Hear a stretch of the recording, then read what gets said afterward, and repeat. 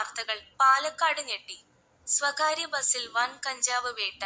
16 കിലോയുമായി ഒഡീഷ സ്വദേശികൾ പിടിയിൽ പാലക്കാട്. തദ്ദേശ തിരഞ്ഞെടുപ്പിനോടനുബന്ധിച്ച് എക്സൈസ് വകുപ്പ് സംസ്ഥാനത്ത് നടത്തുന്ന സ്പെഷ്യൽ ഡ്രൈവ് ശക്തമാക്കി. ഇതിന്റെ ഭാഗമായി പാലക്കാട് നടത്തിയ വാഹന പരിശോധനയിൽ 16 കിലോഗ്രാം കഞ്ചാവ് പിടികൂടി. സംഭവവുമായി ബന്ധപ്പെട്ട് ഒഡീഷ സ്വദേശികളായ 2 പേരെ എക്സൈസ് സംഘം അറസ്റ്റ് ചെയ്തു. പാലക്കാട് നിന്നും കോഴിക്കോട്ടേക്ക് പോവുകയായിരുന്ന സ്വകാര്യ ബസ്സിലെ യാത്രക്കാരായിരുന്നു പിടിയിലായവർ.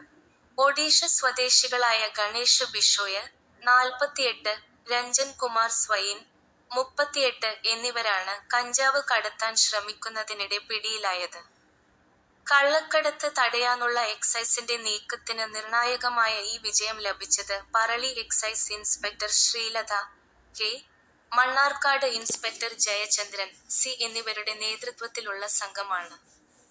പ്രിവന്റീവ് ഓഫീസർമാരായ Faisal Rahman, Abhilash V S, Hamsa A, Stalin Stephen, വനിത civil excise officer Ajitha Mol, civil excise officer driver Babu M എന്നിവരും എക്സൈസ് സംഘത്തിലുണ്ടായിരുന്നു.